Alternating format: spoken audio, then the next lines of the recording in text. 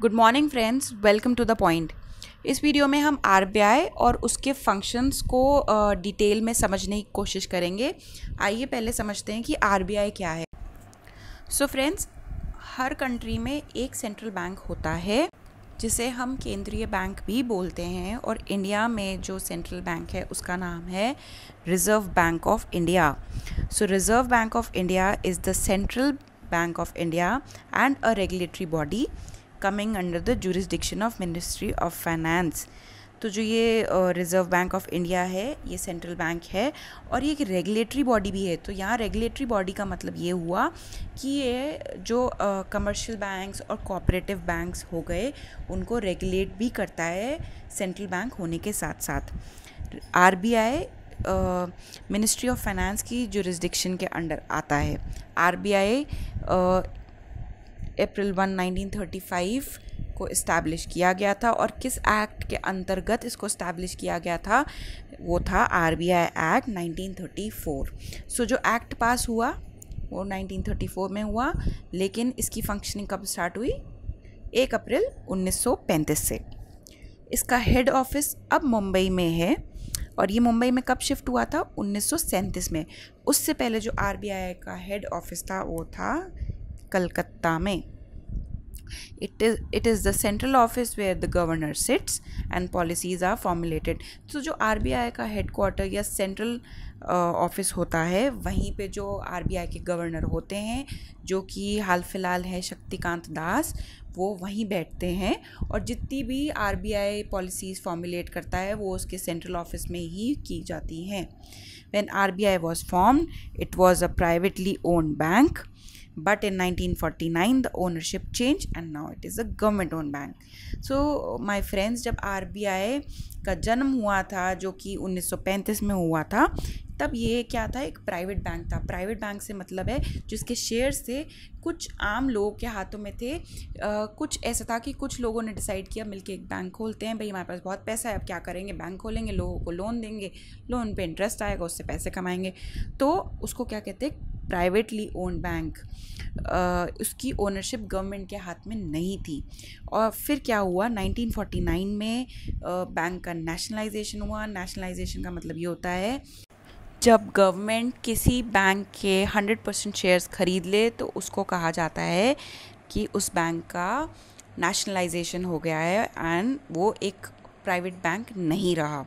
तो आरबीआई का नेशनलाइजेशन कब हुआ था? 1949 में हुआ था। आइए नेक्स्ट स्लाइड पे चलें। इसमें दिया गया है कि आरबीआई का हेड ऑफिस कहाँ है, वो हम पढ़ चुके हैं, मुंबई में है। इनके गवर्नर कौन है?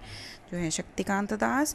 अब क्या होता है माय फ्रेंड्स, आरबीआई में एक गवर्नर की पोस्ट होती है और उसके साथ ही साथ 4 डेप्यूटी गवर्नर होते हैं जो कि आरबीआई की फंक्शनिंग को देखते हैं, उसके अलग अलग डिपार्टमेंट्स को देखते हैं। तो हाल फिलहाल में वो 4 जो गवर्नर्स हैं, वो डेप्यूटी गवर्नर्स हैं, वो है BP Kanungo, MK Jain, MD Patra and M Rajeshwar Rao. आइए चलिए अब इसके फंक्शन समझते हैं, देखते हैं। अभी एक बार आप ये डायग्राम देख लीजिए।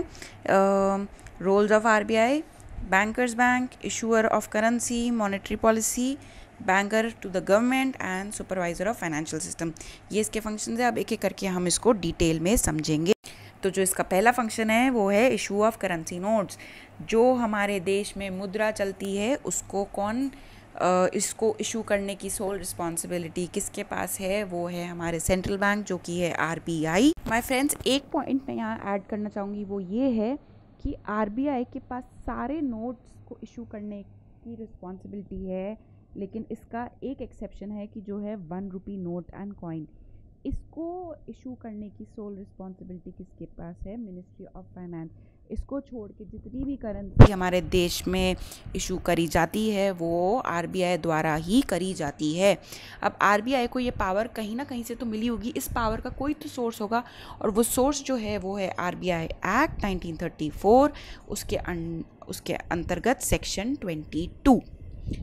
चलिए नेक्स्ट पॉइंट समझते हैं, जो कि है बैंकर टू द गवर्नमेंट। अब इससे ही आपको समझ आ रहा होगा कि ये गवर्नमेंट का भी बैंकर होता है। गवर्नमेंट का बैंकर होने से ये मतलब है कि गवर्नमेंट को जब लोन लेना या देना होता है तो वो किसके थ्रू होता है, आरबीआई उनको लोन देती है। एक पॉइंट और जो है यहाँ नोट करने वाला वो है कि आरबीआई सिर्फ सेंट्रल गवर्नमेंट का ही बैंकर नहीं है, बल्कि जो हमारी स्टेट गवर्नमेंट होती है उसके लिए भी बैंकर आरबीआई ही है। It acts as a banker to both the government, that is central, and the state governments, and it transacts banking business on its behalf. अब जो गवर्नमेंट होती है, दोनों सेंट्रल एंड स्टेट गवर्नमेंट, उसका जितना भी banking से रिलेटेड बिजनेस होता है वो किसके हाथ में होता है माय फ्रेंड्स, वो होता है आरबीआई के हाथ में। और बहुत बार ऐसा होता है कि आपने देखा होगा कि सेंट्रल गवर्नमेंट या स्टेट गवर्नमेंट बॉन्ड्स इशू करती है या लोन्स लेती है मार्केट से किसी भी योजना को चलाने के लिए, या कोई फ्लाईओवर बनाना है या कोई भी डेवलपमेंटल एक्टिविटी लेनी है। तो अब ये लोन किसके थ्रू लेती है, लोन आरबीआई के थ्रू रेज करती है। ये नहीं कि अपने आप जाके मार्केट में बोल दे कि राजस्थान सरकार को इतने करोड़ का लोन देना है, अब आप अपने पैसे लेके आ जाए। अब इन सब चीज़ों को कौन मैनेज कर रहा है, कोई तो बैंक चाहिए ना बीच में इन सब चीज़ों को मैनेज कर सके। वो कौन मैनेज करता है, वो आरबीआई मैनेज करता है गवर्नमेंट के बिहाफ पे। आई होप आपको ये पॉइंट अच्छे से क्लियर हो गया होगा। अब आइए नेक्स्ट पॉइंट देखते हैं। ये बैंकर्स बैंक भी है और लेंडर ऑफ लास्ट रिसॉर्ट है। पहले पॉइंट में हमने क्या पढ़ा था, ये गवर्नमेंट का भी गवर्नमेंट के लिए भी एज अ बैंक एक्ट करता है। और जो हमारे देश में बहुत सारे कमर्शियल एंड कोऑपरेटिव बैंक्स हैं जैसे कि आईसीआई, एचडीएफसी, एसबीआई, उनके लिए भी बैंक है। अब हम आम जनों के लिए बैंक क्या है, ये एचडीएफसी, एसबीआई, पीएनबी। अब उन बैंकर्स के लिए भी तो कोई बैंक होना चाहिए ना। तो बैंकर्स के लिए क्या बैंक है, एक ही बैंक है जिसको हम कहते हैं आरबीआई या central bank of India. And इसकी लेंडर ऑफ लास्ट रिसॉर्ट जो यहाँ लिखा है, इससे ये मतलब होता है जब बैंक को पैसा रेज करना हो और उसके पास अब कोई सोर्स या कोई ऐसी जगह नहीं बची जहाँ से वो लोन ले सके, सबने मना कर दिया है या कोई बैंक को लोन कहीं से नहीं मिल रहा है, तो वो किसके पास जाएगा, वो आरबीआई के पास जाएगा लोन लेने। और आरबीआई उस बैंक को लोन दे देगा सो दैट उसकी फंक्शनिंग में कोई रुकावट या बाधा ना आ सके और इन्वेस्टर्स का विश्वास उस बैंक में बना रहे। सो इसलिए इसे कहा जाता है लेंडर ऑफ लास्ट रिसॉर्ट। अब इसके हम नेक्स्ट फंक्शन पे चलते हैं जो लिखा है कंट्रोलर ऑफ क्रेडिट। से ये मतलब है कि देश में मनी की सप्लाई बढ़ानी है या घटानी है, ये सब कौन डिसाइड करता है, ये आरबीआई डिसाइड करता है। RBI controls the creation of credit in the economy by its quantitative and qualitative tools and regulates the money supply in the country. It injects money during recession and withdraws it during inflation. अब कितना loan लोगों के मतलब जो banks की loan creating capacity होती है उसको घटाना है या बढ़ाना है, ये आरबीआई डिसाइड करेगा। और ये कैसे डिसाइड करता है, ये इसको कैसे मैनिपुलेट करता है, अपने क्वांटिटेटिव और क्वालिटेटिव टूल्स को यूज़ करके। क्वांटिटेटिव टूल्स मैं आपको अपने प्रीवियस वीडियोज़ में पढ़ा चुकी हूँ, जैसे कि कैश रिजर्व रेशियो और statutory liquidity ratio. In rates को और रेशियोज़ को रिवाइज़ करके आरबीआई मनी सप्लाई को रेगुलेट करता है। जब भी बहुत रिसेशन या जिसको मंदा कहते हैं इकनॉमी में आ गया है, तब ये आरबीआई कोशिश करता है कि मनी का जो फ़्लो है इकनॉमी में इंक्रीज़ कर दिया जाए सो दैट लोग फिर से मार्केट में जाके स्पेंडिंग करें और फिर से इकनॉमी रिवाइव हो जाए। और जब इन्फ्लेशन होता है, ऑलरेडी महंगाई दर बहुत ज़्यादा है इकनॉमी में, तब आरबीआई ये करती है कि कोशिश करती है कि इन टूल्स को चेंज करके ये लोगों के हाथ से एक बार पैसा खींच ले। सो इस प्रकार से आरबीआई कंट्रोलर ऑफ क्रेडिट भी है। अब नेक्स्ट है custodian of foreign exchange. Foreign exchange का मतलब होता है विदेशी मुद्रा। विदेशी मुद्रा ये हो गई जैसे डॉलर हो गया, पाउंड हो गया, येन हो गया और यूरोप का हो गया यूरो। तो इन सब के बैलेंसेस, इन सब के रिजर्व्स को कौन मेंटेन करता है, आरबीआई ही मेंटेन करता है।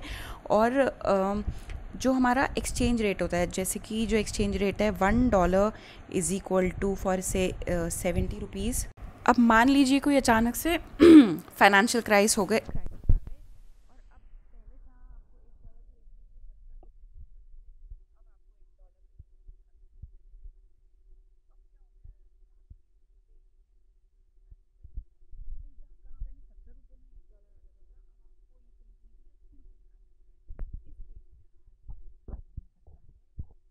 से करेक्टिव एक्शंस लेता है जिससे कि आपका जो रुपी है वो फिर से अप्रिशिएट कर जाए, उसकी वैल्यू फिर से बढ़ जाए और फिर से अपनी पुरानी पोजीशन पे आ जाए। तो आरबीआई एक कस्टोडियन ऑफ फॉरेन एक्सचेंज होने के साथ साथ एक्सचेंज रेट को भी मेंटेन करता है। अब नेक्स्ट फंक्शन है सुपरवाइज़र ऑफ फाइनेंशियल सिस्टम। अब फाइनेंशियल सिस्टम में क्या चीज़ें आती हैं आपके, सबसे पहले मेन आते हैं आपके बैंक्स बहुत तरीके के होते हैं, जैसे कि आपका कमर्शियल बैंक हो गया, कोऑपरेटिव बैंक हो गया, पेमेंट्स बैंक हो गए। तो इन सब को जो ये सब मिला के एक फाइनेंशियल सिस्टम बनाते हैं ना, और इन सब के लिए कोई एक सुपरवाइज़र भी चाहिए। तो वो सुपरवाइजरी का फंक्शन कौन निभाता है, वो आरबीआई निभाता है। अब मान लीजिए जैसे कोई एक बैंक है, उसको अपनी ब्रांच आउट ऑफ इंडिया खोलनी है या इंडिया में ही ब्रांचेस एक्सपैंड करनी है, तो उसको किसी ना किसी से तो परमिशन लेनी पड़ेगी ना। तो वो किसके पास जाएगा, वो जाएगा आरबीआई के पास परमिशन लेने। अब कोई बैंक है जिसको लगता है कि अब मेरे ऑपरेशंस फीसिबल नहीं रहे, मुझे बैंक बंद कर देना चाहिए, जिसको कहते हैं वाइंडिंग अप, उसके लिए भी अब ऐसे तो है नहीं एकदम से खोला था अब बंद कर देंगे किसी से बिना पूछे। अगर वो बिना किसी से पूछे बंद कर देंगे तो लोगों का विश्वास ख़त्म होता जाएगा ना हमारे फाइनेंशियल सिस्टम में, कि अब तो कोई विश्वास ही नहीं है। आज हमने इस बैंक में पैसे डिपॉजिट करे थे और कल जाके देख रहे जी बैंक ने तो अपना गेट बंद कर दिया और सारे ऑपरेशंस वाइंड अप कर दिए। तो ये सब ना हो, तो इसके लिए कोई रूल्स एंड रेगुलेशंस बनाए गए हैं, और ये सारी चीज़ें कौन फ्रेम करता है माय डियर फ्रेंड्स, ये फ्रेम करता है आरबीआई। कोई नया बैंक खोलना है उसके लिए लाइसेंस कौन देता है, वो भी आरबीआई ही देता है। वरना तो हर कोई उठ के इतने सारे करोड़पति हैं हमारे देश में, हर कोई उठ के अपना घर के बाहर बैंक खोल देंगे और जब मन आया बंद कर देंगे। तो क्या होगा, इससे लोगों का विश्वास उठ जाएगा हमारे फाइनेंशियल सिस्टम में। तो ये सब ना हो, इसलिए आरबीआई एक सुपरवाइज़र का भी रोल प्ले करता है ताकि लोगों का विश्वास बना रहे। आइए हमारा लास्ट फंक्शन जो है वो है मॉनेटरी पॉलिसी। अब फ्रेंड्स क्या होता था, अब तो हमारी एक मॉनेटरी पॉलिसी नाम की कमेटी है जो हमारी मॉनेटरी पॉलिसी को बनाती है। ये मॉनेटरी पॉलिसी कमेटी 2016 में फ़र्स्ट टाइम बनाई गई थी। इससे पहले जब जो मॉनेटरी पॉलिसी बनाने का रोल था वो आरबीआई के पास था, वही डिसाइड करती थी कि हमारे देश में जो की पॉलिसी रेट्स हैं वो क्या होंगे। सो अभी तक तो हमने जितने ये फंक्शंस पढ़े माय फ्रेंड्स, ये सब बहुत ब्रॉड फंक्शन।